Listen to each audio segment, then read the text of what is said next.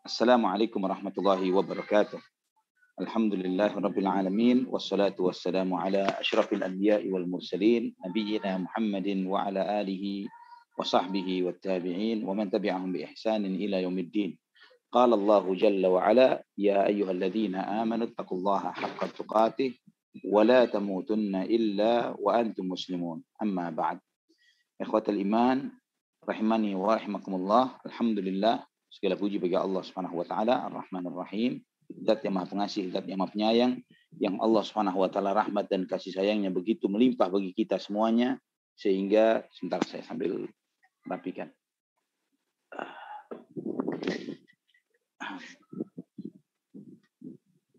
Sehingga Allah Subhanahu wa taala memperkenankan kita untuk melanjutkan kajian kita dari sirah Nabi kita Muhammad bin Abdullah sallallahu alaihi wa ala alihi wa sahbihi wasallam. Ikhwatal iman rahimani wa rahimakumullah, dan kita masih dalam suasana Syawal. Taqabbalallahu minna wa minkum. Semoga Allah Subhanahu wa taala menerima semua amal ibadah kita. Semoga semangat Ramadan sebagaimana yang telah kita berusaha, kita kaji, kita berusaha secara maksimal selama bulan Ramadan untuk beribadah kepada Allah Subhanahu wa taala. Semoga semangat itu tidak pupus, tidak sirna, tidak hilang walaupun kita telah meninggalkan bulan Ramadan dan bulan Ramadan telah pergi meninggalkan kita. Ikhwatal iman rahimani wa rahimakumullah. Di kesempatan ini insyaallah kita akan membahas tentang satu peristiwa setelah peristiwa embargo yang dialami oleh Nabi kita Muhammad sallallahu alaihi wasallam dan Bani Hashim, yaitu wafatnya Abu Talib. Karena peristiwa wafatnya Abu Talib ini tidak lama dari peristiwa embargo yang dialami oleh Bani Hashim tersebut. Ikhwatul iman rahimani wa rahimakumullah. Abu Talib memang sangat dikenal dengan kunyahnya, ya, dengan sebutannya yaitu Abu Talib. Para ulama sirah sebagaimana Al-Hafidz Ibnu Hajar dalam Al-Isabah, beliau menyebutkan nama Abu Talib menurut kesepakatan para ulama, mayoritas para ulama yang menyebutkan tentang sirah, namanya adalah Abdu Manaf. Namanya adalah Abdu Manaf. Selisih usia dengan Nabi Shallallahu Alaihi Wasallam adalah 35 tahun. Ya, selisih usia dengan Nabi Shallallahu Alaihi Wasallam 35 tahun. 25 tahun. Dan Abu Talib ini adalah saudara seayah seibu dengan orang tua Nabi Muhammad SAW, dengan Abdullah. Itulah kenapa Abdul Muttalib menjelang wafatnya berwasiat kepada Abu Talib untuk mengasuh Nabi Muhammad sallallahu alaihi wa ala alihi wa sahbihi wasallam. Dan senantiasa Abu Talib semasa hidupnya membela Nabi Muhammad sallallahu alaihi wasallam sampai dia meninggal dunia. Dan akan adapun pembelaan Abu Talib terhadap Rasulullah sallallahu alaihi wasallam, beritanya sudah begitu luar biasa. Beberapa syair-syair dan sastra-sastra tentang yang disampaikan Abu Talib untuk membela Nabi Muhammad SAW pernah kita bahas dalam beberapa kajian terdahulu. Di antaranya Abu Talib pernah mengatakan di antara bait syair yang sangat populer yang dia ucapkan, wallahi lan yasilu ilaika bijami'ihim hatta wasada fit turabi dina dafina. Demi Allah, mereka tidak akan pernah bisa menghampiri dirimu sampai menyakiti dirimu sampai nanti aku berbantalkan tanah di dalam kuburku. Ikhwatal iman rahimani wa rahimakumullah. Dan wafatnya Abu Talib ini menurut para ulama sirah terjadi di tahun ke-10 diutusnya Rasulullah SAW, di tahun ke-10 kenabian, atau 3 tahun sebelum hijrahnya Rasulullah Sallallahu Alaihi Wasallam, di usia 87 tahun. Ya, di usia 87 tahun. Sebagaimana disebutkan oleh Al-Hafidz Ibnu Hajar, Ibnu Qayyim dalam Zadul Ma'ad, dan juga Ibnu Sa'ad dalam Tabaqatul Kubra.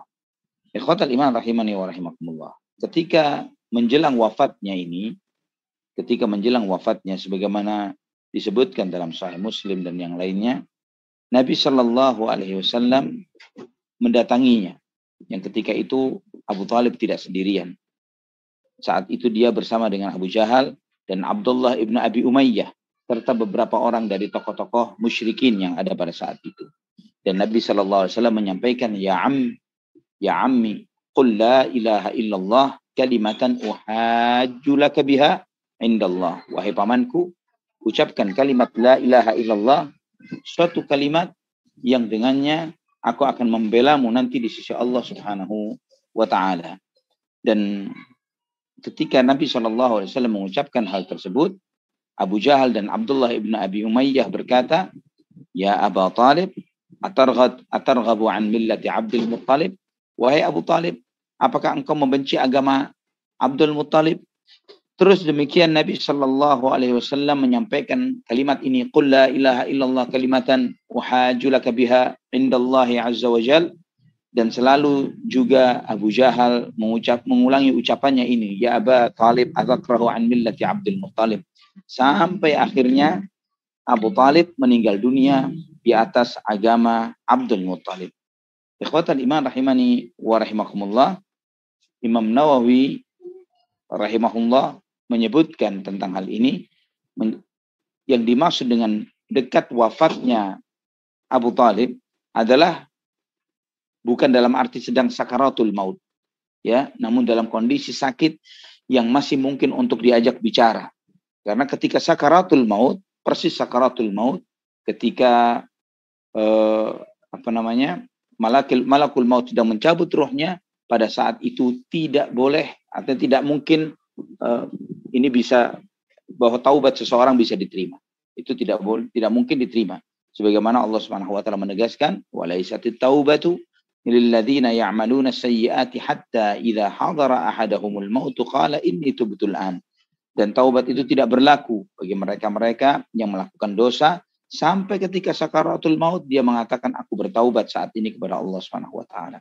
Nanti insya Allah kita akan membahas secara spesifik tentang beberapa faidah dari peristiwa ini. Sebentar, saya rapikan dulu. Barakallahu fiik. Sebentar.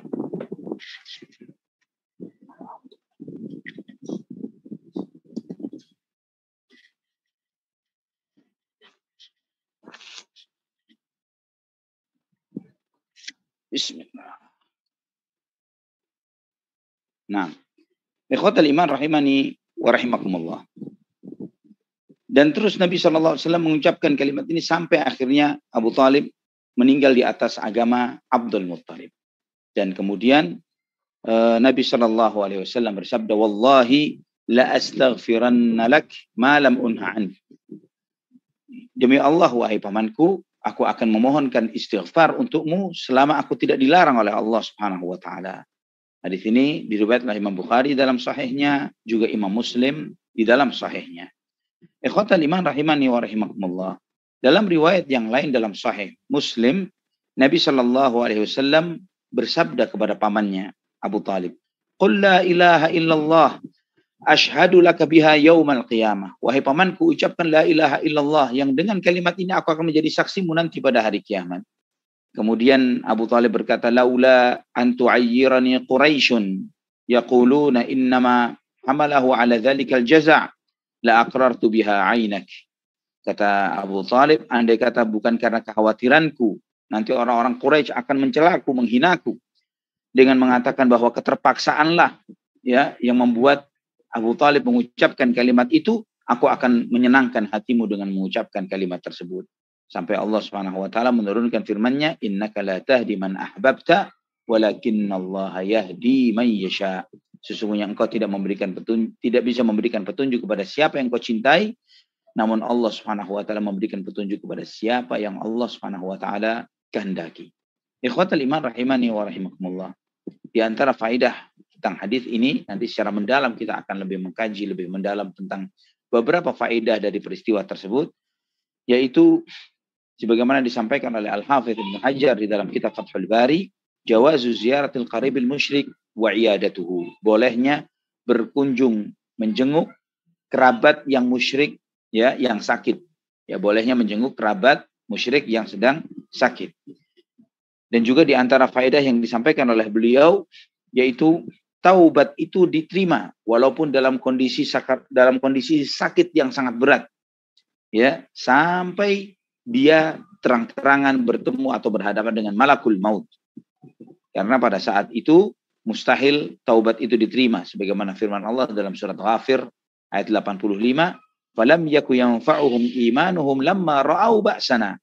Maka tidak akan bermanfaat sedikit pun iman mereka ketika mereka melihat azab kami.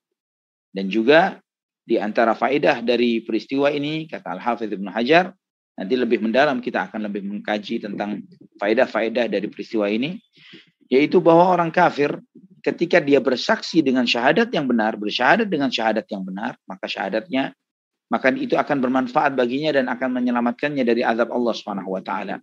Karena Islam mengampuni dosa-dosa yang telah lalu. Dan juga di antara faedah dari peristiwa ini, kata Al-Hafidz Ibnu Hajar, bahwa azab bagi orang-orang musyrik itu berbeda-beda dan bertingkat-tingkat, ya, berbeda-beda dan bertingkat-tingkat. Sebagaimana yang terjadi pada Abu Talib, ya, dan Abu Talib ini ada kekhususan dari Nabi SAW karena keberkahan Nabi kita Muhammad SAW. Ketika Nabi SAW menawarkan kepada Abu Talib untuk mengucapkan kalimat la ilaha illallah, ya, dia tidak mengucapkan Muhammadur Rasulullah. Ya, la ilaha illallah, dia tidak mengucapkan, Nabi SAW tidak mengatakan ucapkan la ilaha illallah Muhammadur Rasulullah, tapi mengucapkan la ilaha illallah saja. Kenapa? Karena kalimat la ilaha illallah juga mengandung Muhammadur Rasulullah. Itu yang pertama. Juga kata Ibnu Hajar rahimahullah, beliau menyampaikan juga karena Abu Talib, tidak masalah bagi Abu Talib tentang kenabian Nabi Muhammad SAW. Dia mengakui Nabi Muhammad itu adalah seorang utusan Allah yang hak. Namun yang tidak diakui olehnya adalah ketauhidan Allah Subhanahu wa taala. Maka di antara salah satu bait syair yang disampaikan oleh Abu Talib, wa da'autani wa alimtu annaka sadiqun wa laqad sadaqta wa kunta qablu amina. Engkau berdakwah mengajakku dan aku mengetahui bahwa engkau adalah orang yang jujur. Engkau berkata yang benar dan sebelumnya engkau dipanggil dengan Al-Amin. Maka oleh karena itulah Nabi SAW hanya mengatakan kepada Abu Talib, ucapkan kalimat la ilaha illallah. Karena ketika dia mengucapkan kalimat la ilaha illallah, maka itu juga mengandung keimanan kepada Muhammadur Rasulullah, dan juga Nabi Muhammad SAW tidak meminta kepadanya untuk mengucapkan wa asyhadu anna Muhammadar Rasulullah. Ikhwatal iman rahimani wa rahimakumullah. Kaum muslimin sebelumnya mereka biasa beristighfar, memohonkan ampun kepada Allah Subhanahu wa taala bagi kerabat mereka yang sudah meninggal dunia, dalam keadaan musyrik. Mereka biasa beristighfar untuk orang-orang tersebut. Sampai Allah Subhanahu wa taala menurunkan firman-Nya di surat At-Taubah ayat 113. Surat At-Taubah ayat 113, "Ma kana lin-nabiyyi wal-ladzina amanu ay yastaghfiru lil musyrikeen walau kanu uli qurba min ba'di ma tabayyana lahum annahum ashabul jahim." Tidak sepantasnya bagi Nabi dan orang-orang yang beriman untuk memohonkan ampun bagi orang-orang musyrikin walaupun itu kerabat mereka sendiri, setelah jelas bagi mereka bahwa mereka adalah penghuni neraka Jahannam. Surat At-Taubah ayat 113. Juga Allah berfirman dalam surat Al-Qasas ayat 56. Yaitu tadi ayat yang kita baca, innaka la tahdi man ahbabta walakinallaha yahdi man yasha. Sesungguhnya engkau tidak memberi petunjuk kepada siapa yang engkau cintai, namun Allah Subhanahu wa taala memberikan petunjuk kepada siapa yang Allah Subhanahu wa taala kehendaki. Al-Hafidz Ibnu Katsir di dalam tafsirnya, beliau menyebutkan bahwa Allah Subhanahu wa taala yang Maha tahu siapa yang berhak mendapatkan hidayah dan siapa yang memang layak untuk menjadi orang yang tersesat. Sebagaimana terdapat dalam hadis Sahih Bukhari dan Muslim bahwa ayat ini turun terkait tentang Abu Talib.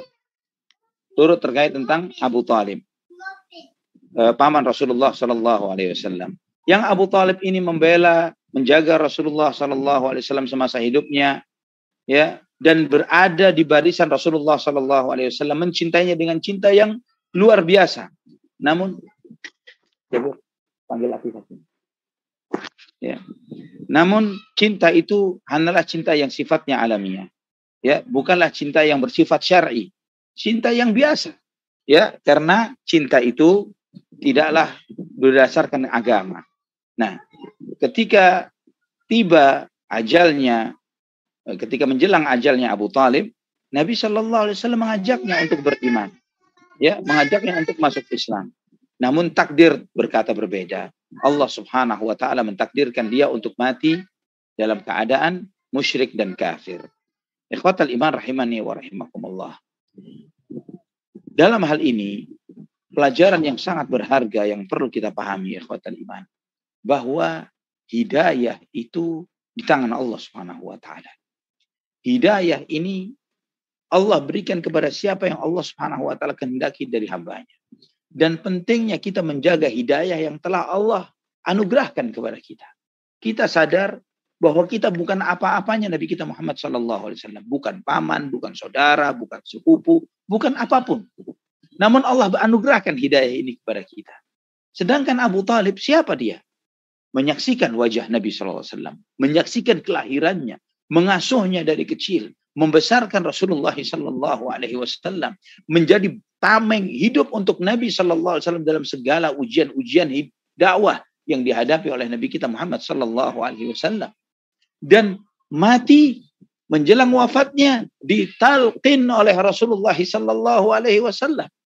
Namun ketika hidayah itu tidak Allah tentukan bagi yang bersangkutan, maka sehebat apapun, sedekat apapun dia dengan Nabi kita Muhammad sallallahu alaihi wasallam tidak memberikan manfaat apapun. Ikhwatal iman rahimani wa rahimakumullah. Ini ditambah lagi dengan begitu kuatnya cintanya Abu Talib kepada Nabi sallallahu alaihi wasallam, dan demikian pula sebaliknya, begitu kuatnya cintanya Rasulullah sallallahu alaihi wasallam kepada Abu Talib. Ikhwatal iman rahimani wa rahimakumullah, karena kecintaan Abu Talib adalah kecintaan yang bersifat karena kekerabatan, karena fanatisme kesukuan, karena kecintaan sebagai seorang paman dan bapak, bukan karena akidah, bukan karena iman. Dan Allah Subhanahu wa taala Maha tahu akan apa yang ada di dalam hati Abu Talib. Dan ikhwatal iman rahimani wa rahimakumullah, kecintaan hanya karena faktor keturunan, nenek moyang, dan yang semisalnya tidak bernilai di sisi Allah Subhanahu wa taala. Namun kecintaan karena tauhid, karena iman, karena pengakuan akan kerasulan Nabi Muhammad sallallahu alaihi wasallam, inilah cinta yang bernilai di sisi Allah Subhanahu wa taala.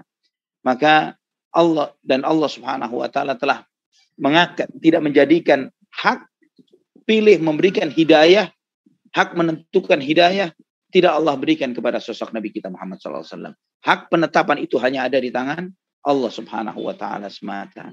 Maka Allah Subhanahu wa taala yang menentukan kepada siapa di antara hambanya yang berhak untuk diberikan hidayah dan petunjuk. Tugas Nabi kita Muhammad sallallahu alaihi wasallam hanyalah menyampaikan. Sebagaimana tugas kita para dai, para ustadz, hanyalah berdakwah, menyampaikan nasihat. Sedangkan hati setiap hamba di antara jari jemari Allah Subhanahu wa taala.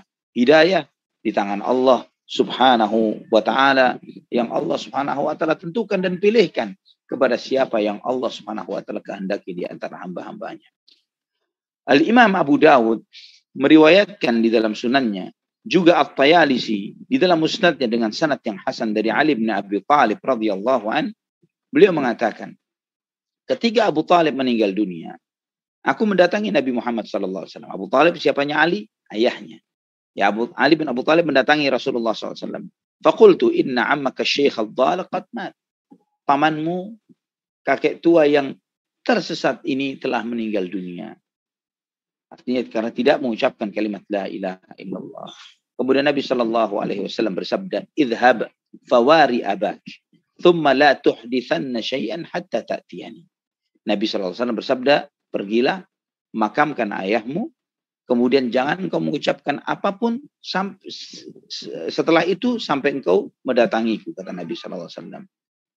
Qala Ali, maka Ali bin Abu Thalib radhiyallahu anhu berkata, "Fawaraituhu thumma ji'tuhu fa'amarani wa ightasaltu wa da'ali." Maka aku pun memakamkannya, kemudian aku menghampirinya, dan kemudian Nabi SAW memerintahkanku untuk mandi dan mendoakan, dan kemudian Nabi SAW mendoakan.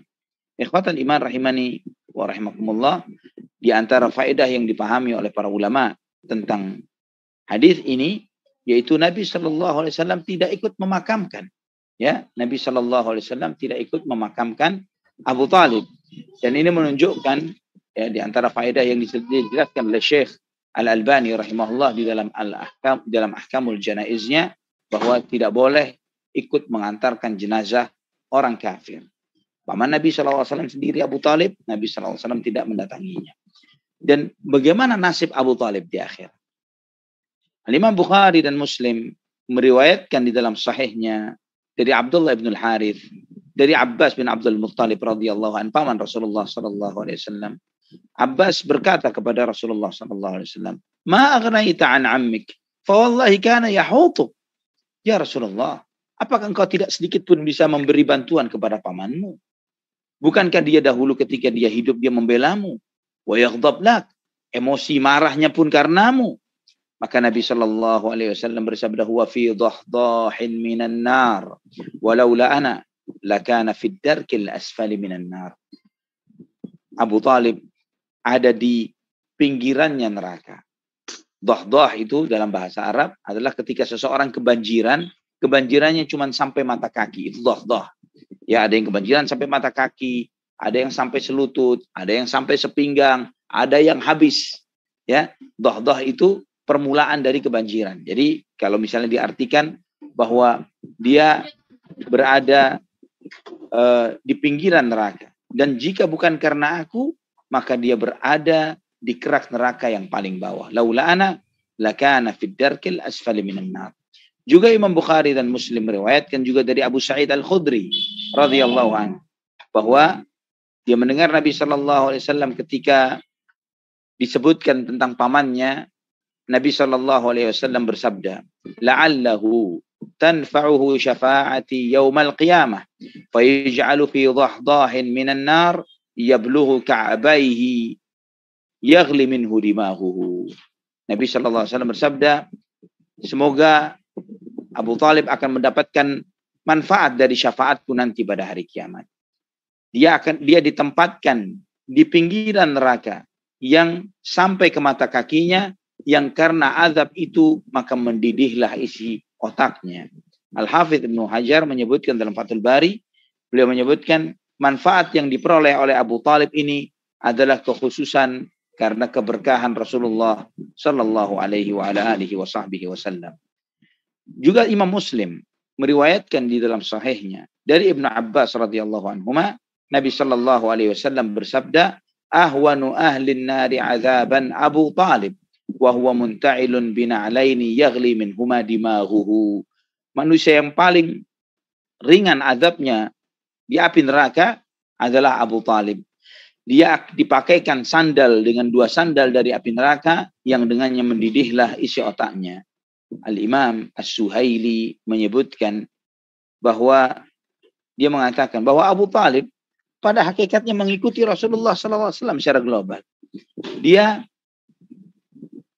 berada di barisan Rasulullah SAW. Nah, karena dia tidak bertauhid, tidak mengisahkan Allah Subhanahu wa taala, maka Allah Subhanahu wa taala mengazabnya karena hal ini.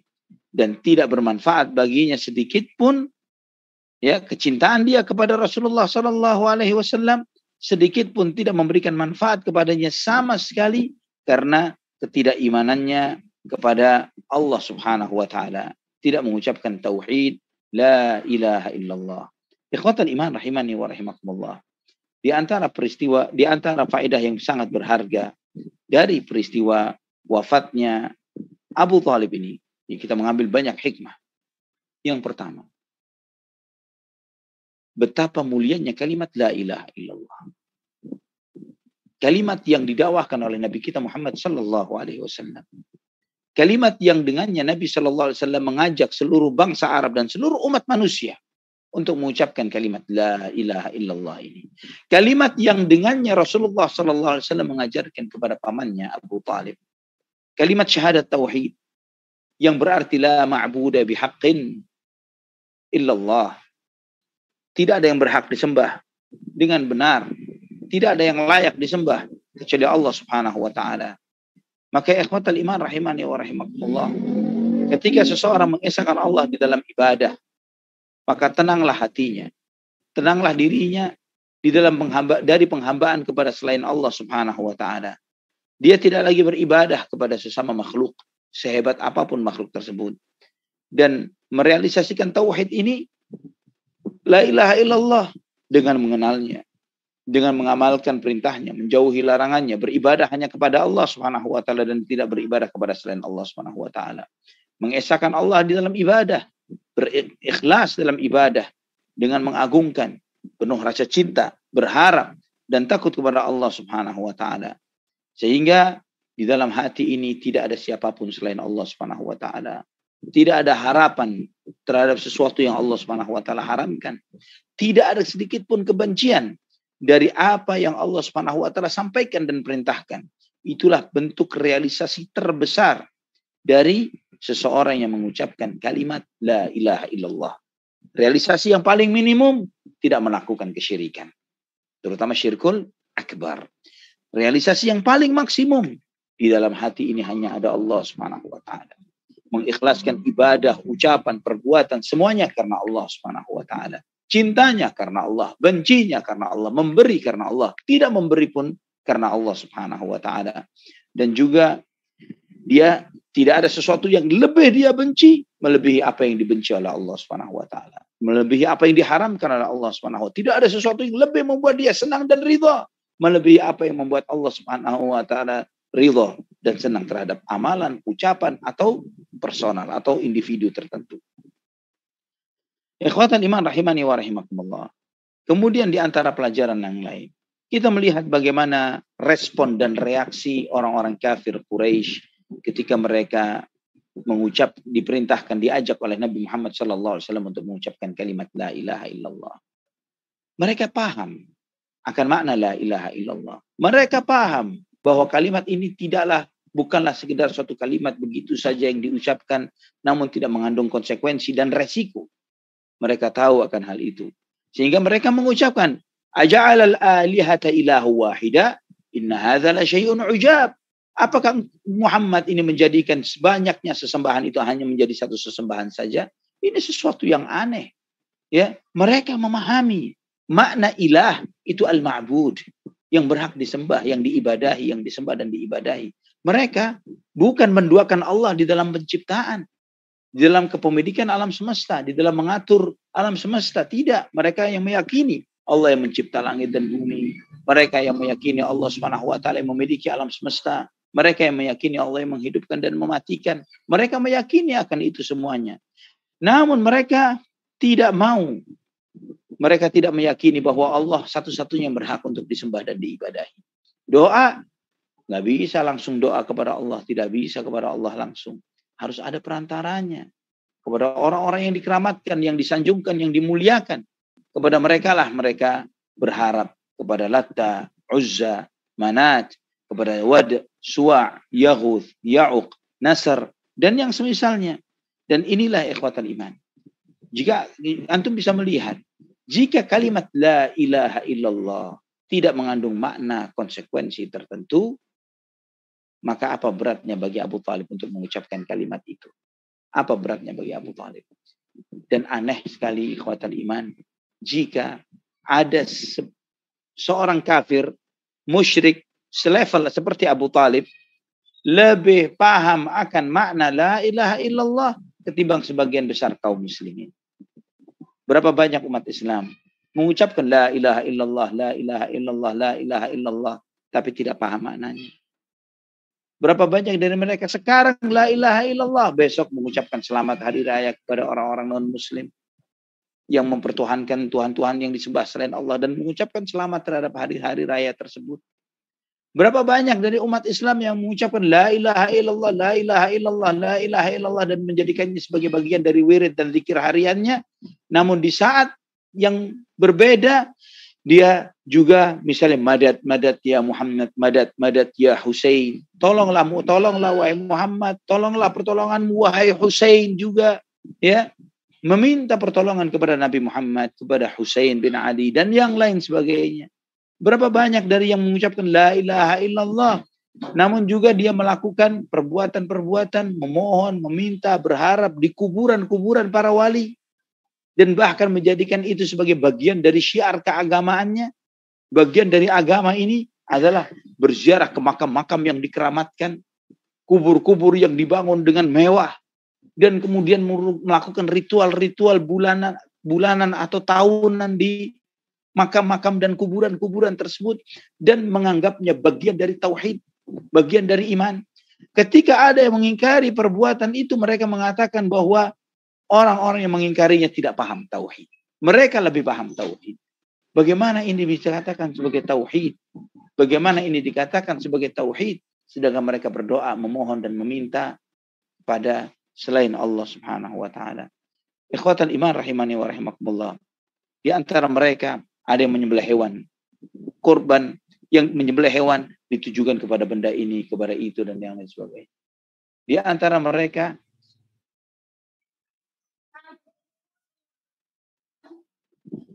mereka ada yang berharap dan takut kepada selain Allah Subhanahu wa taala. Di antara mereka ada yang tawaf kepada kuburan-kuburan tertentu. Mereka tidak paham bagaimana kontradiksi sebagian kontradiksi sebagian orang-orang yang mengucapkan kalimat la ilaha illallah, mereka juga melakukan perbuatan-perbuatan kesyirikan. Sedangkan perbuatan kesyirikan tidak akan diampuni, tidak akan dimaafkan oleh Allah Subhanahu wa taala. Sebagaimana Allah tegaskan, innallaha la yaghfiru an yushraka bihi wa yaghfiru ma duna dzalika liman yasha. Ikhwatal iman rahimani wa rahimakumullah. Kemudian di antara faedah dari peristiwa ini, mungkin sebagian kita bertanya tentang apa hikmah kenapa Abu Thalib tetap pada agama kaumnya, mati dalam agama kaumnya. Ya, Ibnu Katsir rahimahullah menyampaikan akan hal ini, bahwa Allah Subhanahu wa taala menguji Abu Thalib dengan kecintaannya kepada Rasulullah sallallahu alaihi wasallam. Cinta yang bersifat tabi'i, ya, cinta yang bersifat alamiah, bukan cinta yang syar'i. Dan dia tetap di atas agama kaumnya dengan hikmah yang telah Allah Subhanahu wa taala telah tetapkan.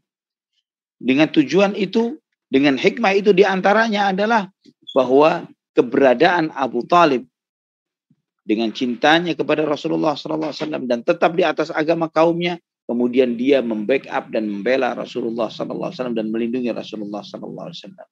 Dan orang-orang musyrikin Quraisy masih segan, masih menghormati kedudukan Abu Thalib yang masih seagama dengan mereka, dan mereka tidak berani mengganggu Nabi kita Muhammad SAW dan tidak berani melanggar ketetapan yang telah ditetapkan oleh Abu Thalib itu sendiri.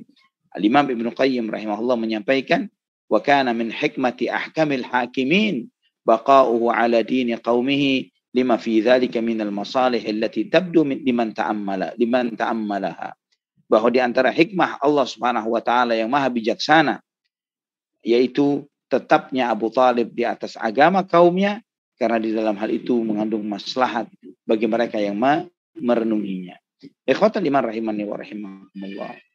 Juga kita melihat di antara hikmah yang lainnya, yaitu bagaimana ambisi, keinginan Rasulullah sallallahu alaihi wasallam agar paman beliau ini mendapatkan hidayah. Sampai kepada detik-detik terakhir di hadapan musuh-musuh dakwah Rasulullah sallallahu alaihi wasallam, Nabi sallallahu alaihi wasallam tidak putus asa. Tetap mengajak kepada pamannya, ucapkan la ilaha illallah. Dan walaupun beliau mendapatkan penentangan dari mereka yang ada di sekeliling Abu Thalib, Nabi sallallahu alaihi wasallam tetap tidak putus asa untuk mengucapkan, wahai pamanku, ucapkan la ilaha illallah. Dan ikhwatan iman rahimani wa rahimakumullah, kita melihat apa jadinya ketika seseorang dekat, bersahabat, berteman dengan orang-orang yang buruk, dengan orang-orang yang salah, yang akhirnya malah mengantarkannya kepada su'ul khatimah.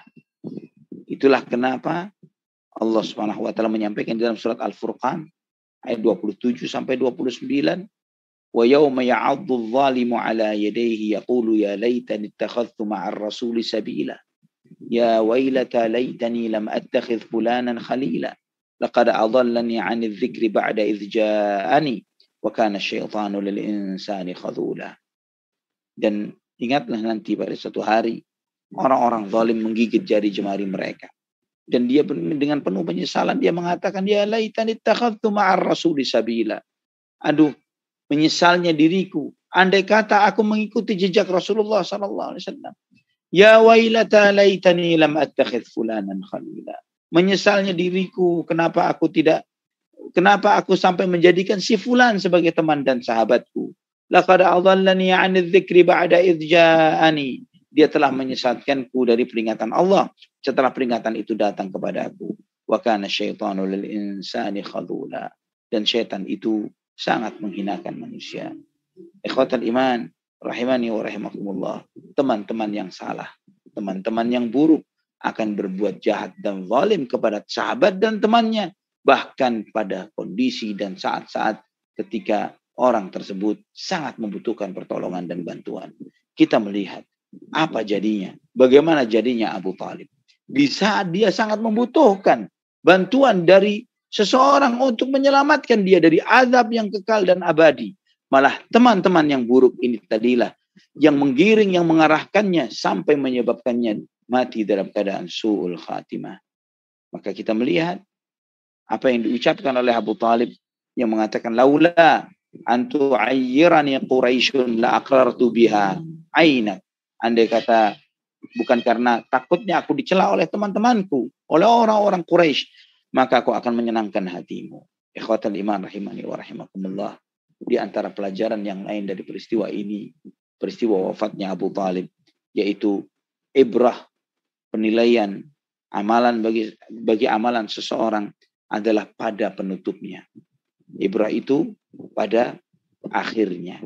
Abu Talib walaupun seumur hidupnya dalam keadaan kafir kepada Allah Subhanahu wa taala, tidak beriman, dan andai kata di akhir hayatnya dia mengucapkan la ilaha illallah, selamat dia. Selamat dia. Dia akan selamat. Dan ikhwatan iman rahimani wa rahimakumullah. Dan ini penting sekali bagi kita untuk memperhatikan tentang kondisi kita. Jangan terlalu percaya diri dengan kondisi kita saat ini, karena kita tidak pernah tahu apakah kita akan mati dalam keadaan baik atau tidak.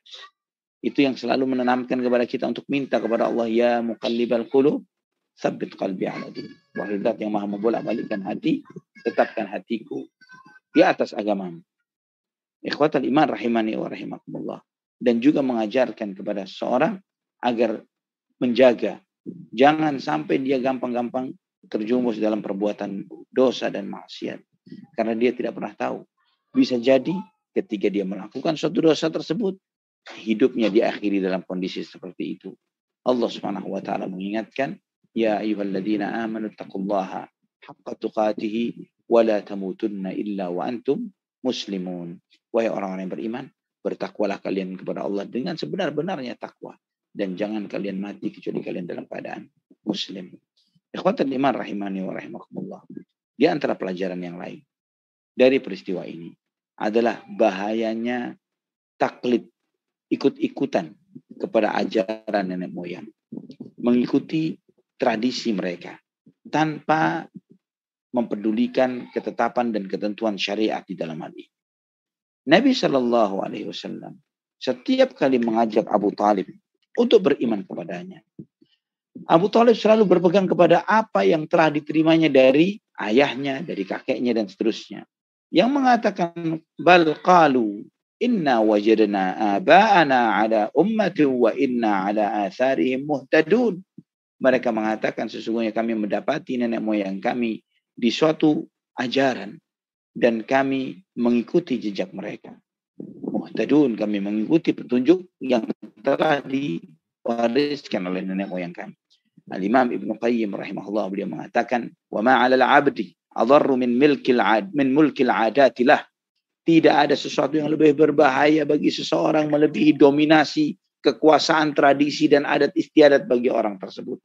Wa ma'aradal kuffarur rusula illa bil 'adatil mustaqirratil mawruthati lahum minal aslafil madin. Dan tidaklah orang-orang kafir terdahulu menentang para rasul kecuali dengan berpegang kepada tradisi dan adat yang mereka wariskan dari nenek moyang mereka. Faman lam yuwattin nafsahu ala mufaraqatiha wal khuruji anha wal isti'dad lil matlub minhu fahuwa maqtu'un wa an falahihi wa fawzihi mamnu'un. Maka barang siapa yang tidak mengokohkan hatinya, mengokohkan dirinya untuk menjaga jarak antara dirinya dengan ajaran tradisi dan nenek moyang, dan keluar dari belenggu dan ikatan itu, serta lebih kepada menjaga dirinya untuk menjalankan apa yang semestinya dia jalankan dari perintah syariat, maka dia akan menjadi orang yang terjauhkan dari kesuksesan dan keselamatan, dan dia tidak akan mendapatkan kebahagiaan. Karena ikhwatal iman, di dalam kehidupan kita, di dalam menjalankan agama, ada yang menjadi warisan nenek moyang, ada yang menjadi tuntutan syariat. Warisan nenek moyang dan tuntutan syariat. Tuntutan syariat bukan apa kata tradisi, bukan apa kata nenek moyang, tapi qala Allah wa qala Rasul. Allah berfirman dan juga sabda Rasulullah sallallahu alaihi wasallam. Jika mengikuti tradisi dan adat, apakah misalnya ada sebagian dai misalnya mengatakan bahwa ayat-ayat yang disampaikan ini, bukankah itu terkait kepada orang-orang musyrikin? Kenapa dikenakan kepada kaum muslimin? Ini bisa jadi menjadi seperti pemahaman kaum khawarij, seperti klaim sebagian dai yang tidak paham akan hal ini.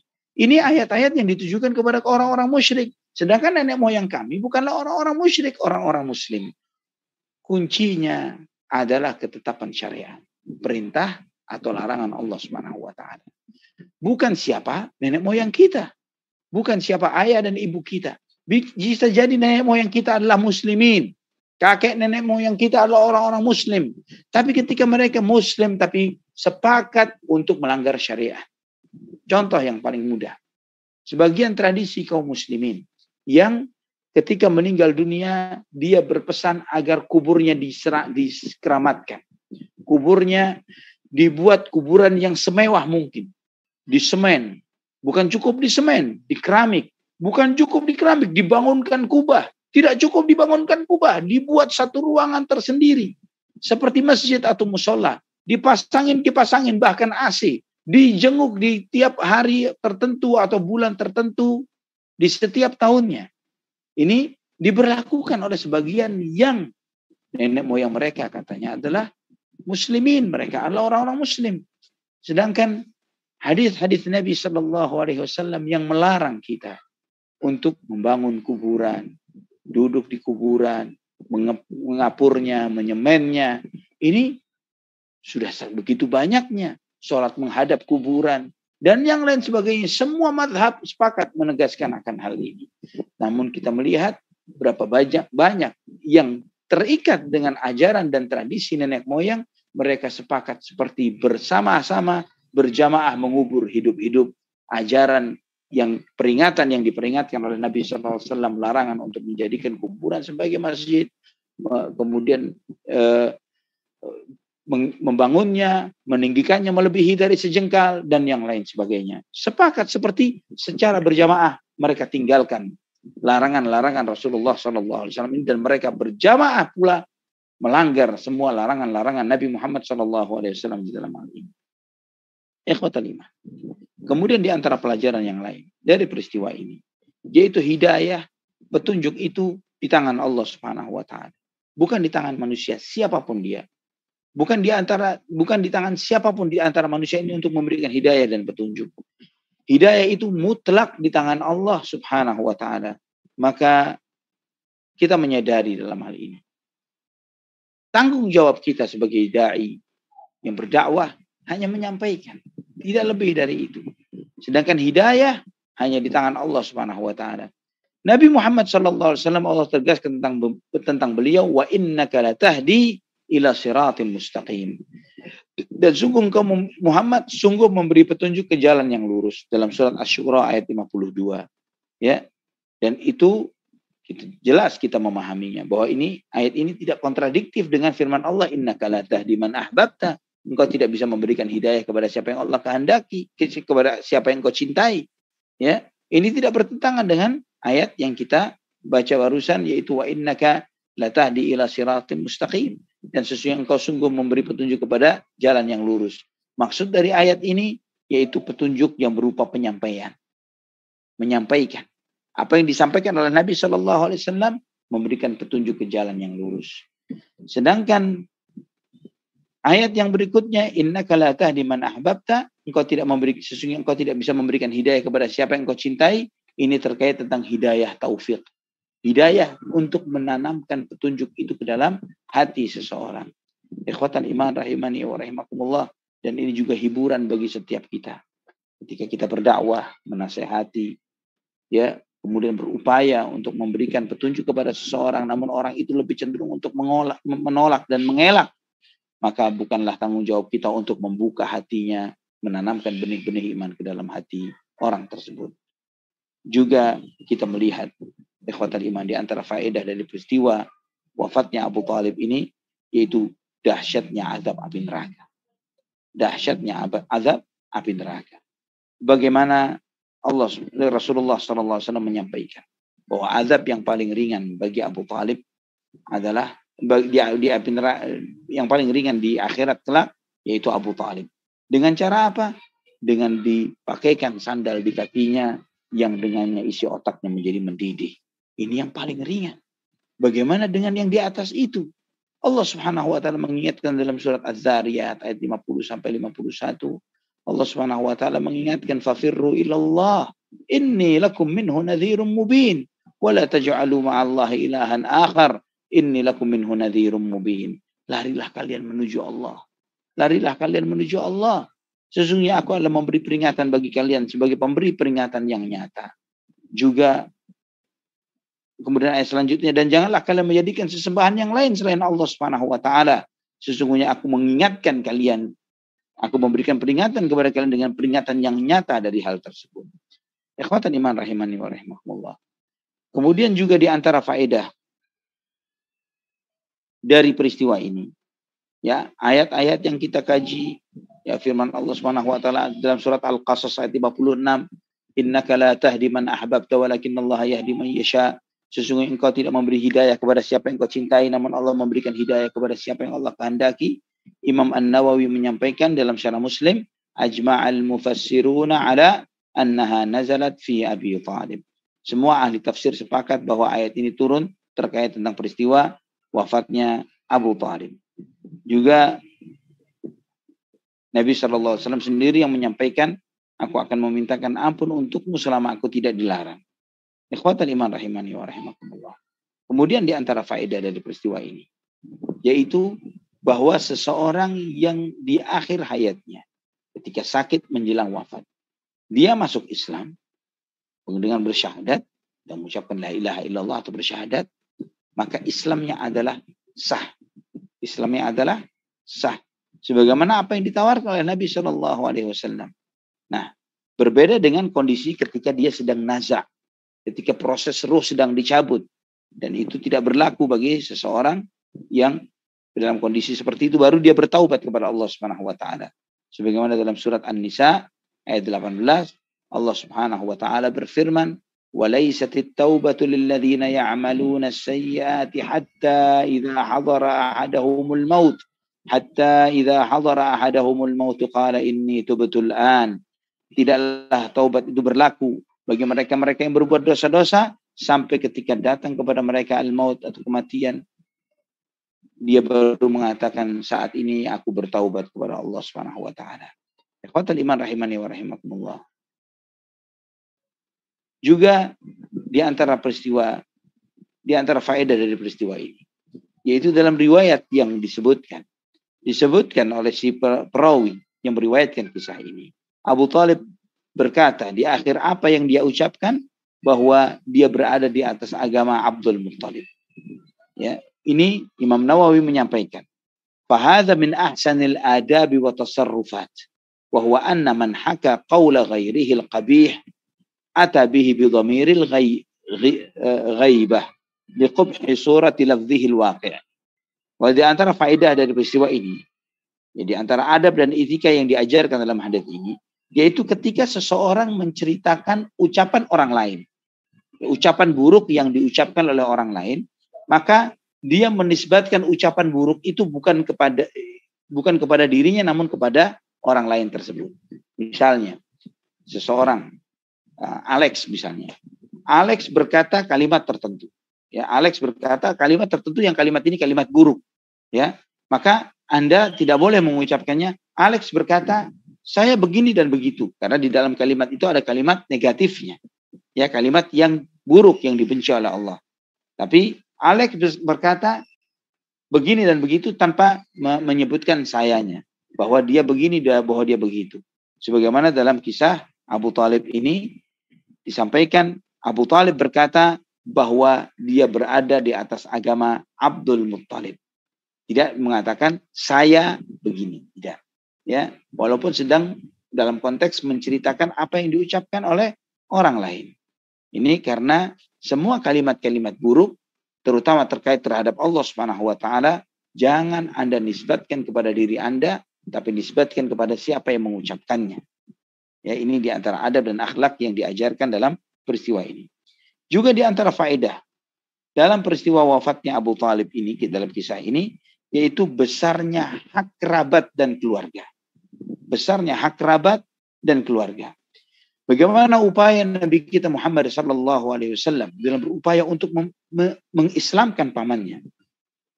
Dan Nabi SAW juga mengingatkan di awal dakwahnya.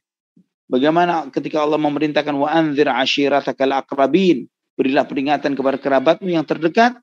Nabi SAW berdakwah memanggil mereka satu demi satu. Dan Nabi SAW memberikan hak yang spesifik kepada kerabatnya, berbeda bagi yang lainnya. Nah, kita melihat ikhwatan iman rahimani wa rahimakumullah, itu pun juga yang kita lakukan di dalam kerabat dan keluarga kita. Bahwa dakwah itu penting, dan lebih penting lagi adalah berdakwah kepada keluarga, kerabat, dan orang-orang terdekat kita. Dan juga kemudian kita melihat, di antara faedah dari peristiwa ini, yaitu bagaimana hati Nabi kita Muhammad SAW yang tetap mengingat dan mengenang kebaikan orang-orang yang telah berjasa kepada beliau SAW. Dan kita melihat bagaimana Nabi SAW terhadap Abu Talib yang telah membela dan menjaga Rasulullah SAW. Nabi SAW tidak melupakan jasa dan kebaikannya. Dan di antaranya yaitu dengan memberikan syafaatnya. Yang akibat syafaat itu bukan mengeluarkan Abu Talib dari azab Allah, tapi meringankan seringan-ringannya. Meringankan seringan-ringannya. Jika bukan karena syafaat itu, akan menyebabkan Abu Talib berada di kerak neraka yang paling bawah. Nah, ini ikhwatan iman rahimani wa rahimakumullah juga mengajarkan kepada kita untuk tidak melupakan jasa mereka-mereka yang telah berbuat baik di kehidupan kita. Sahabat kita, teman kita, orang tua kita, dan yang lain sebagainya. Yang perlu kita perhatikan hak-hak mereka, jangan sampai kita melupakannya. Juga ya ikhwatal iman.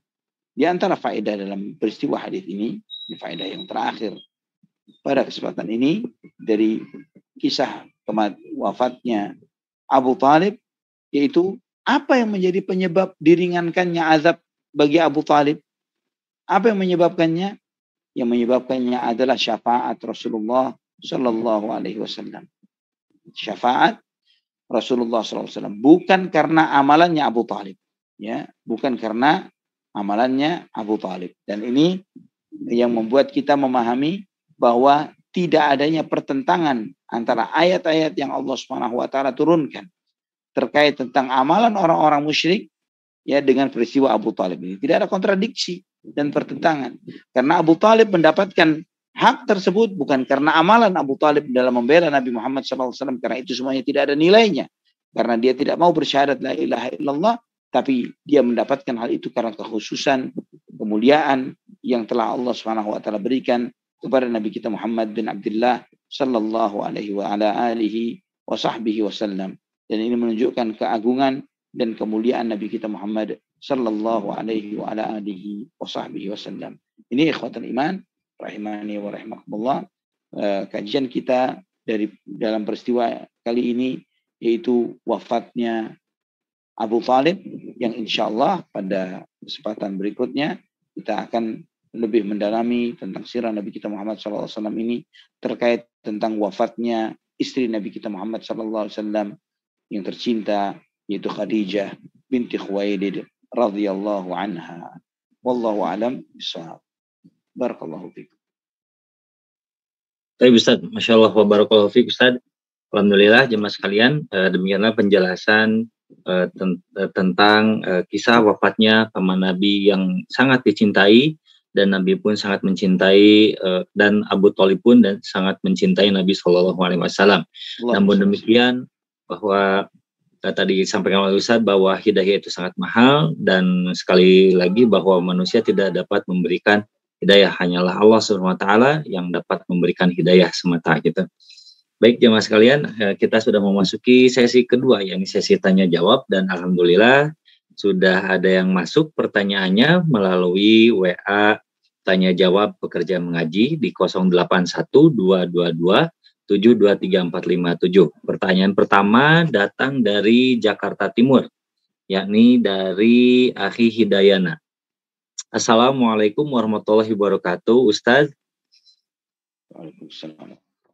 Apa sebab-sebab hidayah bisa Allah turunkan kepada seseorang, dan apa sebab-sebab hidayah Allah tidak diturunkan kepada seseorang? Mohon penjelasannya Ustaz. Demikian, jazakallahu syukron. Masya Allah. Nah, hidayah ini ada sebab-sebab tertentu ada. Ya, ada hidayah itu yang sebab-sebabnya itu dari orang tersebut, ada yang murni dari Allah Subhanahu wa taala. Yang paling mendasar hidayah itu murni dari Allah Subhanahu wa taala. Allah yang yahdi man yasha wa yudhillu man yasha. Allah memberi hidayah kepada siapa yang Allah kehendaki. Allah Subhanahu wa taala menyesatkan kepada siapa yang dikehendaki oleh Allah Subhanahu wa taala. Itu dasar. Itu yang paling mendasar adalah hal tersebut. Nah, namun ikhwatal iman rahimani wa rahimakumullah, ada sebab-sebab yang telah Allah Subhanahu wa taala tetapkan bagi seseorang agar dia mudah mendapatkan hidayah.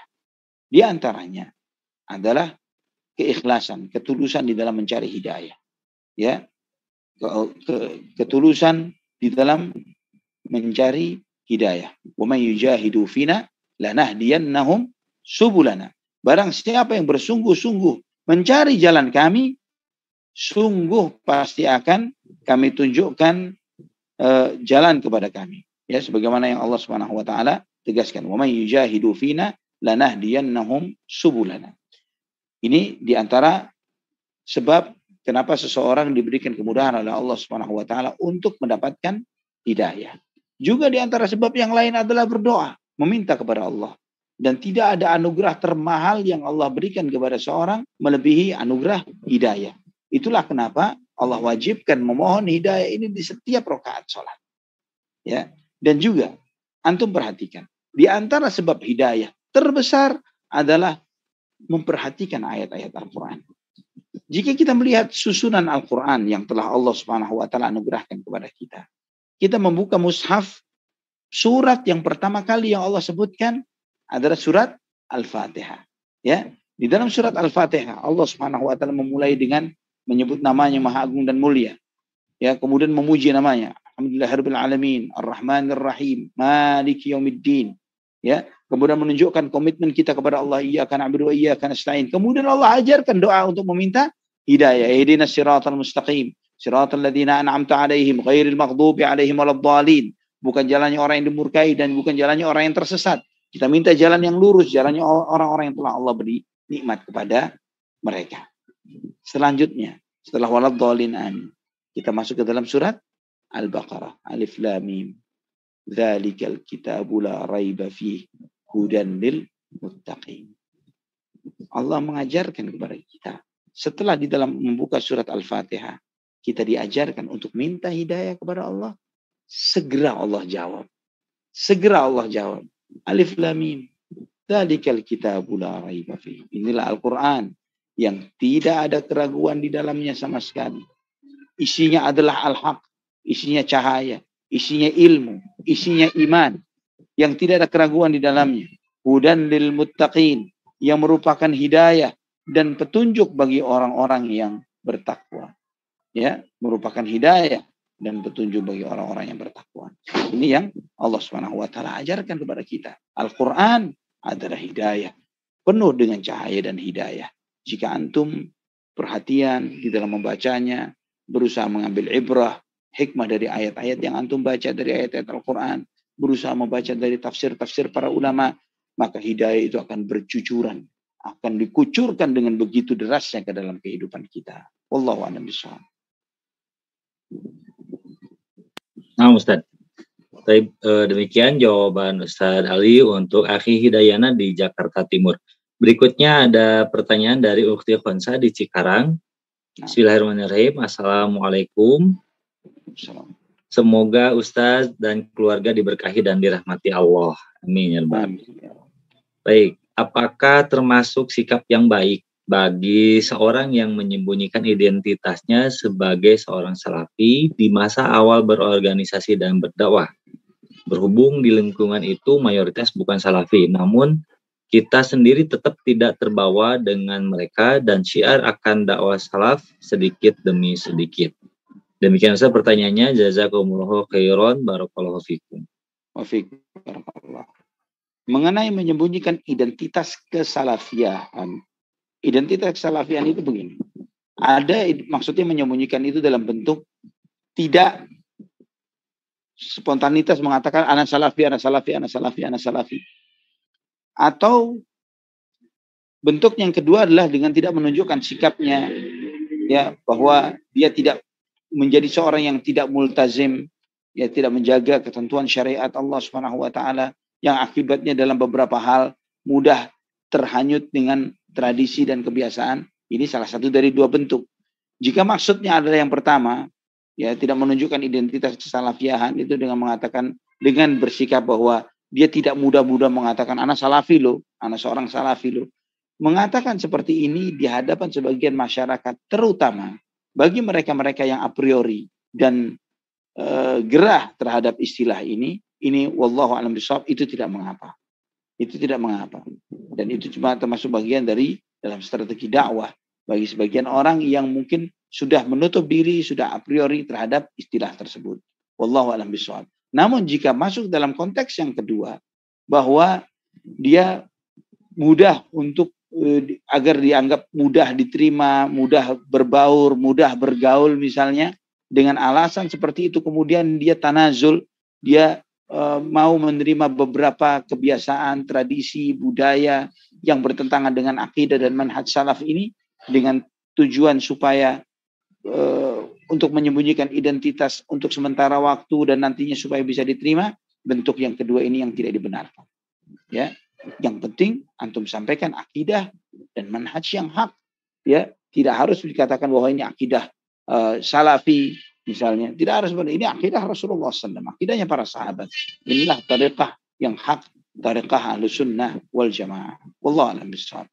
Tidak, jika dalam konteks yang pertama boleh, tapi jika dalam konteks yang kedua sebagaimana tadi disebutkan maka tidak boleh. Wallahu a'lam bishawab. Baik, demikian untuk Ukhti Khonsa di Cikarang atas jawaban dari Ustadz Ali Hasan Babazir. Berikutnya pertanyaan ketiga dari Akhi Idin di Kabupaten Bandung Barat. Bismillahirrahmanirrahim.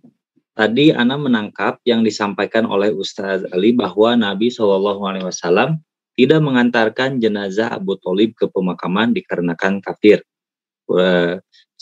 Saudara Ana mempunyai mertua, kakek nenek, paman bibi yang mayoritas Nasrani. Saat kematian neneknya itu, dia datang ke rumah duka.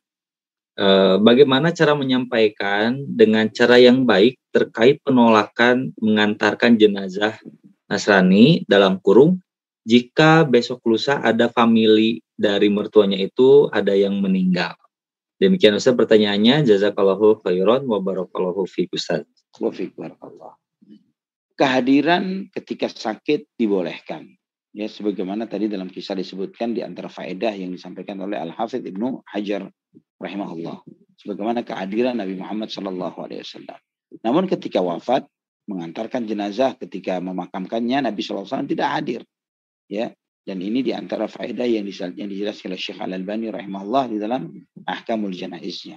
Nah, ikhwatal iman rahimani wa rahimakumullah, mengenai dalih atau alasan apa yang bisa kita sampaikan untuk tidak ikut hadir dalam acara pemakaman kerabat yang musyrik, yang kafir, itu banyak hal, ya, banyak sikap. Karena kita menyadari, jangankan kepada yang non muslim yang jelas yang dilarang sebagaimana sikap Nabi kita Muhammad SAW. Yang muslim saja kita mengetahui sedekat apapun seseorang dengan kerabatnya yang muslim yang meninggal dunia, hukum menghadiri jenazahnya dan mengantarkan jenazahnya ke pemakaman itu adalah fardu kifayah. Ya, bukan fardu ain, tapi fardu kifayah. Kewajiban yang jika telah dikerjakan oleh seseorang atau sebagian yang lainnya, maka gugurlah bagi yang lain yang tidak mengerjakannya. Nah, jika ini terkait tentang jenazah muslim, maka begitu banyak dalih dan alasan yang bisa kita sampaikan agar kita tidak menghadiri jenazah tersebut. Entah mungkin dengan kesibukan, entah bisa jadi karena jarak, entah karena faktor-faktor tertentu yang lainnya yang tidak menyinggung mereka. Ya, yang tidak harus dengan secara langsung menyinggung dan menyakiti hati mereka yang yang sedang dalam keadaan berduka. Wallahu a'lam bishawab. Nah, Ustaz, syukuran jazakallah. Untuk selanjutnya pertanyaan keempat. Bismillahirrahmanirrahim. Barakallahu fikum Ustaz. Jazakallah khair atas ilmunya. Ustaz, sebagian orang menganggap bahwa dakwah sunnah manhaj salaf memang merasa paling benar dan tidak mau mendengarkan ustaz selain ustaz dengan manhaj salaf. Dan dikatakan ini sebagai perpecahan yang diharapkan orang kafir. Mohon nasihatnya untuk menjawab anggapan semacam ini, Ustaz. Jazakallahu khairan wa barakallahu fikum. Wa fikum barakallah. Yang perlu dipahami terlebih dahulu, apa itu yang dimaksud dengan manhaj salaf? Manhaj salaf adalah jalan yang ditempuh oleh Rasulullah SAW dan para sahabatnya. Yang digariskan oleh Rasulullah SAW dan para sahabatnya. Itu yang disebut dengan manhaj salaf. Ketika dikatakan bahwa manhaj salaf adalah manhaj yang paling benar, kita tanya, siapa yang lebih benar dari Nabi Muhammad SAW dan para sahabatnya? Yang lebih benar atau sama-sama benar dengan Rasulullah SAW dan para sahabat? Apakah ada? Tidak ada. Nah, kemudian mungkin ada orang yang bertanya, ini kok sok paling salaf sedangkan yang lain sepertinya tidak salaf? Ya, artinya kenapa merasa bahwa situ yang lebih mengikuti Rasulullah SAW dan para sahabatnya dan yang lain tidak mengikuti Rasulullah SAW? Kita katakan kenyataannya adalah memang seperti itu. Ya, bagaimana kita mengatakan suatu keyakinan seperti Asy'ariyah misalnya yang meyakini bahwa di antara pokok-pokok kekafiran sebagaimana dalam beberapa usul dari kitab-kitab akidah Asy'ariyah yaitu mengimani apa yang tertera secara harfiah, secara zahir dari Al-Quran dan Sunnah. Ya, mengimani zahirnya Al-Quran dan Sunnah adalah bagian dari kekufuran. Kemudian bagaimana kita menyikapi ya keyakinan yang seperti ini? Bagaimana ini dikatakan benar? Bagaimana dikatakan sebagai bagian dari ajaran Rasulullah SAW? Bagaimana kita menyikapi keyakinan Ar-Razi misalnya yang mengatakan bahwa jika terjadi pertentangan antara Al-Quran dan hadis dengan akal fikiran, maka yang harus dikedepankan adalah akal fikiran, bukan Quran dan hadis. Kenapa? Karena menurut keyakinannya, Quran dan hadis itu sifatnya dhanni, masih praduga, yang kebenarannya itu belum mutlak, tapi kebenaran akal itulah yang mutlak. Bagaimana kita mengatakan bahwa ini sebagai suatu keyakinan yang benar? Yang bisa dikatakan bahwa keyakinan yang kita bertoleransi terhadapnya. Bagaimana kita menyikapi ini? Salah satu contoh. Bagaimana kita mengatakan misalnya perbuatan-perbuatan atau praktik-praktik bid'ah yang nyata-nyata tidak pernah diamalkan oleh Nabi SAW, tidak diamalkan oleh para sahabatnya radhiyallahu anhum ajmain, dengan peringatan kerasnya Rasulullah SAW. Kemudian kita mengatakan bahwa itu juga ada benarnya. Nabi SAW mengingatkan dalam setiap khutbah Jumat, kullu bid'atin dhalalah wa kullu dhalalatin finnar. Semua bid'ah itu sesat, semua kesesatan di api neraka. Setiap salat Jumat minimumnya dalam khutbah-khutbah beliau. Dan kita tahu tidak ada manusia yang lebih paham Islam melebihi Nabi Muhammad SAW. Tidak ada manusia yang lebih sayang terhadap umat melebihi Rasulullah SAW, dan tidak ada umat yang tidak ada seseorang pun yang lebih fasih lisannya melebihi Rasulullah SAW, dan beliau yang mengucapkan semua bid'ah itu sesat misalnya. Kemudian ada sebagian umat Muhammad mengatakan ya Rasulullah tidak semua, ya ada yang baik, ada yang sesat, tidak semua. Dan bagaimana yang seperti ini yang jelas-jelas bertentangan dengan Nabi Shallallahu Alaihi Wasallam, kemudian kita katakan bahwa mereka ada benarnya, ada baiknya. Bukankah Nabi Shallallahu Alaihi Wasallam sendiri yang bersabda, umatku akan terpecah menjadi 73 golongan, semuanya di neraka dan yang selamat cuma satu. Beliau yang bersabda ini, beliaulah orang yang paling sayang terhadap umatnya. Beliaulah orang yang paling sayang kepada umatnya. Dan ketika hadis-hadis yang seperti ini disampaikan, ketika Nabi SAW menyampaikan bahwa kalian yang hidup sesudahku akan banyak melihat perselisihan, dan agar selamat dari perselisihan itu, peganglah sunnahku dan sunnah khulafaur rasyidin sesudahku. Ini pesan Nabi. Dan hati-hati dengan perkara-perkara baru, karena perkara baru itu adalah sesat dan kesesatan itu di neraka. Ikhwatal iman, ketika kita menyampaikan hal ini, bukan berarti kita sok mengklaim surga itu hak prerogatif milik kita. Kita pun tidak pernah tahu di mana di amalan kita yang diterima dan mana yang ditolak. Bisa jadi semuanya ditolak, kita tidak pernah tahu. Tapi ayat-ayat atau hadis-hadis ini disampaikan oleh Nabi SAW sebagai ancaman, sebagai peringatan. Dan sebagaimana setiap umat Muhammad yang cinta kepada Rasulullah SAW, bagaimana sikapnya menyikapi ayat-ayat peringatan dari Nabi SAW. Apakah mengentengkannya, mentertawakannya, mentakwil-takwilkan dan mengotak-atiknya, atau dengan penuh kekhawatiran, penuh kehati-hatian, dengan kewaspadaan yang penuh. Jangan sampai terjerumus ke dalam apa yang diperingatkan oleh Rasulullah SAW. Bagaimana semestinya umat ini? Mengenai surga dan neraka, hak Allah Subhanahu wa Ta'ala. Semua para ulama Ahlus Sunnah meyakini. Ketika menyebutkan, menjelaskan tentang umatku akan terpecah menjadi 73 golongan. Ketika Nabi SAW menyebutkan, sataftariqu ummati, umatku, artinya perpecahan itu bukanlah perpecahan yang menyebabkan sebagian mereka murtad keluar dari Islam. Karena kalau perpecahan itu perselisihan atau perpecahan itu sampai membawa kepada perbuatan syirik atau perbuatan kufur yang mengajak kepada yang jelas-jelas keluar dari garis yang telah digariskan oleh Allah Subhanahu wa Ta'ala dalam Al-Quran dan Sunnah, maka perpecahan itu tidak masuk ke dalam bagian umatku. 73 semua masih dalam umat Muhammad sallallahu alaihi wasallam. Karena mereka masuk di dalam koridor umat Muhammad sallallahu alaihi wasallam, masih dalam bagian dari umat Muhammad, maka ketika Nabi SAW menyebut mereka finnar, bukan berarti mereka kekal di api neraka. Artinya status mereka sama seperti para pelaku dosa-dosa besar. Jika Allah menghendaki, Allah azab mereka. Jika Allah menghendaki, Allah maafkan mereka. Itu keyakinan semua para ulama Ahlus Sunnah terkait pemahaman terhadap hadis tersebut. Bukan berarti finnar itu berarti kemudian semuanya di neraka dan kemudian kita saja salafin yang di surga. Kita tidak tahu apakah amalan kita diterima atau tidak. Kita tidak tahu apakah kita husnul khatimah atau tidak. Kita hanya berharap kepada Allah dengan segala ikhtiar kita. Tapi kita juga harus menyampaikan kepada mereka. Jangan ada sembunyikan ayat-ayat atau hadis-hadis Nabi yang menjelaskan tentang hal ini. Jika Nabi SAW menyampaikan umatnya terpecah menjadi 73 golongan dan satu yang selamat, apakah Anda tidak ingin menjadi satu yang selamat itu? Kenapa kok nyaman dengan ancaman Nabi Muhammad SAW yang mengatakan di neraka? Sedangkan Nabi menunjukkan kriteria yang selamat yang satu itu adalah jalanku dan jalan para sahabat. Itu yang harusnya dicari.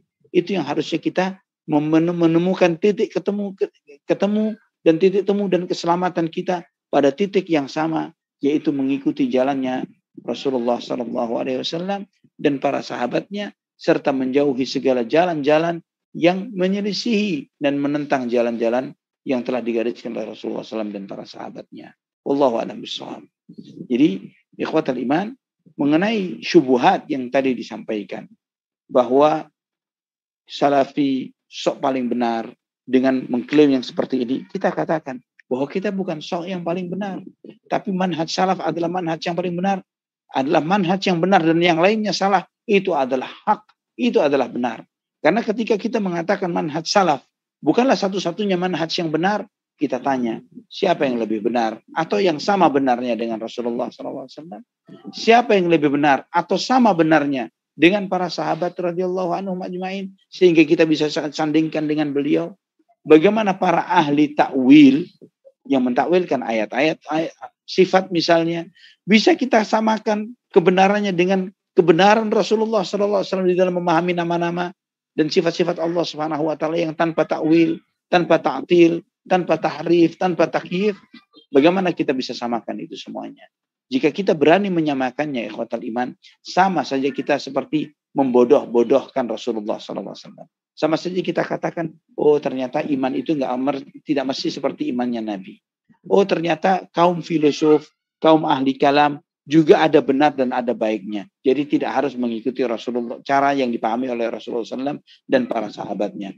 Oh, atau juga ada benarnya perkataan kaum filosof yang ternyata sebagian umat Islam sendiri meyakini bahwa Nabi Muhammad SAW tidak paham dengan sebagian ayat yang Allah firmankan dan mengajarkan sesuatu yang tidak dipahaminya, yaitu ayat-ayat tentang sifat-sifat Allah, sehingga sebagian ahli kalam berani mentakwilkan dan mengotak-atiknya.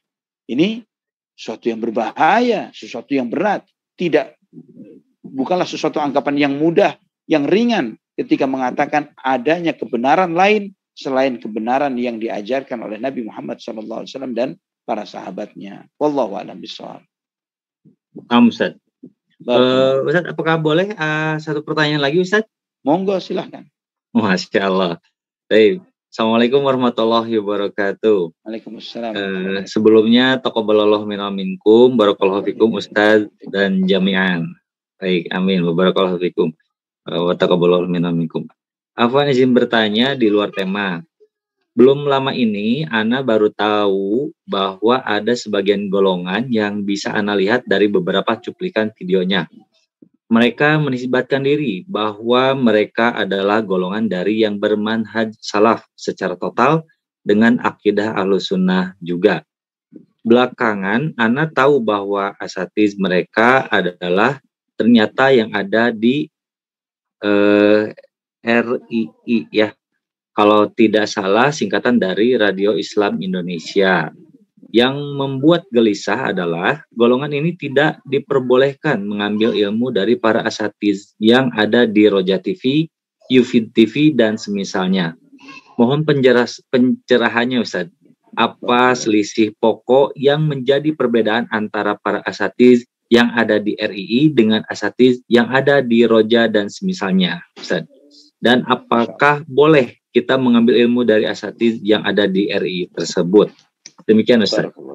Barakallahu fiik. Kalau ditanya apa perbedaannya, ana khawatir perbedaannya hanyalah karena faktor hasad saja. Faktor hasad, iri dan dengki. Tidak lebih dari itu. Ketika antum melihat bahwa dakwah ini disebarkan dan ditebarkan oleh yang bukan mereka atau yang bukan saya, yang bukan ini. Ana tidak termasuk dai atau ustadz yang mengajar di Radio Roja atau di channel Yufid TV. Ya, kalau mungkin ada 1 atau 2 video mungkin yang ada di Yufid TV, tapi Roja sama sekali. Walaupun alhamdulillah Anda dekat dengan ustadz-ustadz yang ada di sana, dengan Ustadz Badrus Salam hafizahullah. Seringkali kita bertemu, ya kadang-kadang ketemu, sempat buka puasa bareng kemarin di awal-awal Ramadan dengan beliau. Walaupun anak ya tidak termasuk dalam dai yang ngajar di radio tersebut. Tapi yang perlu kita perhatikan, apa yang disampaikan. Ketika Anda bertemu dengan dai-dai yang disebutkan ya dari mereka ini, Anda tanya, Afan ya akhi, antum membid'ahkan ustaz-ustaz ini, bid'ah yang mana? Jika antum katakan ada bid'ahnya, bisa ditunjukkan tidak bid'ahnya itu apa?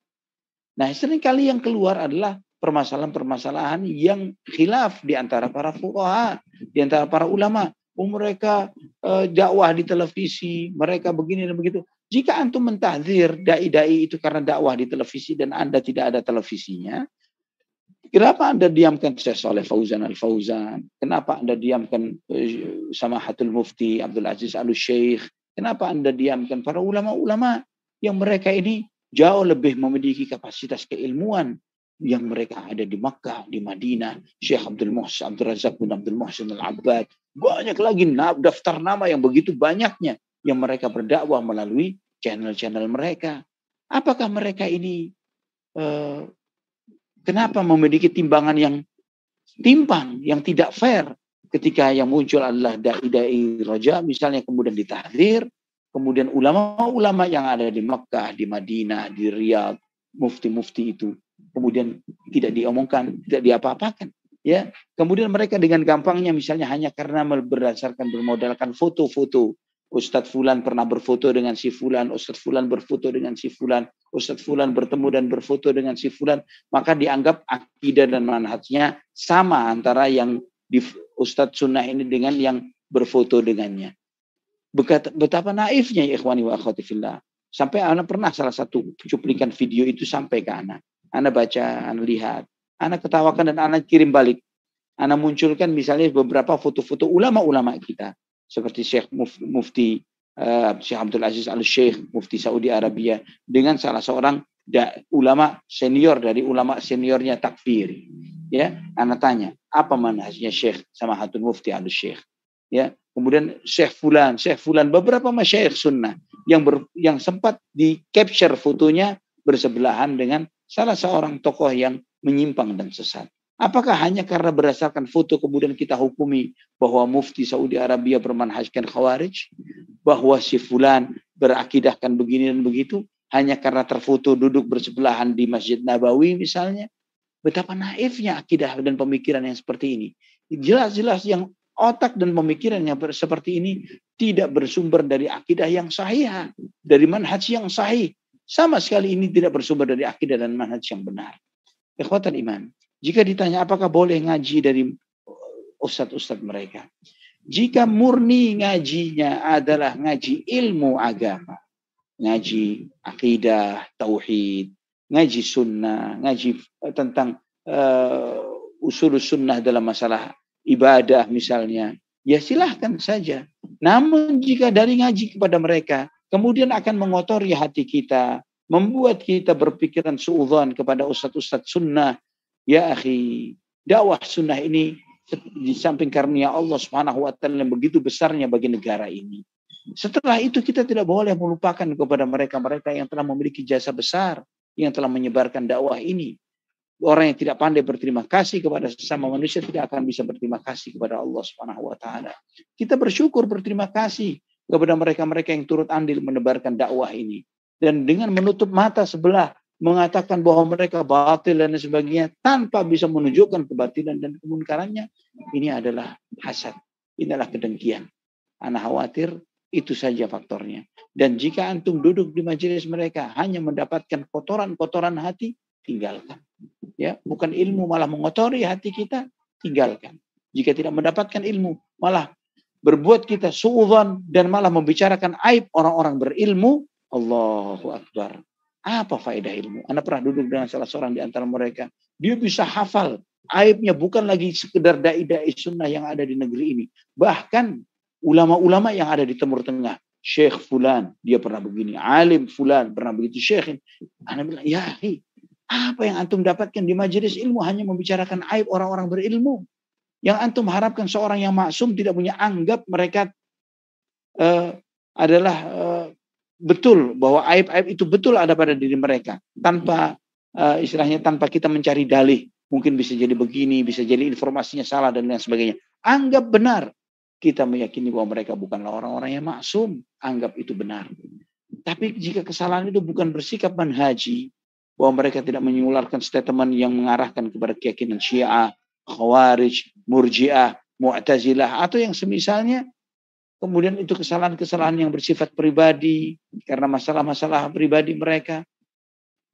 Terus kemudian karena faktor yang seperti ini, kemudian kita kesampingkan semua ilmunya, Allahu Akbar.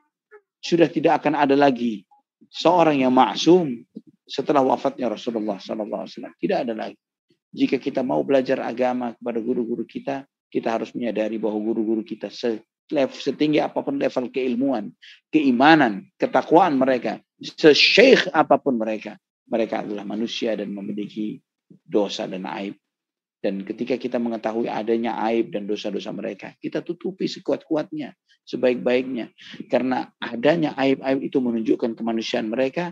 Di samping itu kita melihat lautan kebaikan yang telah mereka sampaikan, yang telah mereka berikan kepada umat ini, yang harus kita bersyukur dan berterima kasih dengan lautan kebaikan yang ada, yang itu menenggelamkan 1, 2, 10, 20, 100, 200 dari aib-aib mereka, karena tertutup dengan lautan kebaikan yang telah mereka sampaikan untuk umat. Wallahu ta'ala ala wa alam bisawab. Nah Ustaz, Baik, jemaah sekalian, ini sebetulnya masih ada 2 pertanyaan lagi, namun kita sudah melebihi eh, di pukul 21:13. Apakah Ustadz masih berkenan, Ustadz, untuk membahas Karena pertanyaan? takutnya anak berkenan tapi jamaah yang kasihan. Baik, jika demikian mungkin ada nasihat terakhir Ustadz untuk penutup di kajian pada malam hari ini. Tafadhol Ustadz. Nah, ikhwatal iman rahimani wa rahimakumullah, di kajian kesempatan kita kali ini dalam kajian sirah kita membahas satu fase tentang wafatnya Abu Talib. Yang di dalam hal ini banyak hikmah, banyak pelajaran yang telah antum dengarkan dalam kajian kita dalam kesempatan kali ini. Dan ikhwatal iman rahimani wa rahimakumullah, hidayah itu begitu mahalnya, begitu berharganya, yang hendaklah kita mensyukuri nikmat hidayah yang telah Allah anugerahkan kepada kita. Jangan disia-siakan, jangan dengan gampang-gampangnya kita dengar syubhat, ya, karena hidayah itu rusak, di antaranya bisa jadi karena ulah sebagian kita.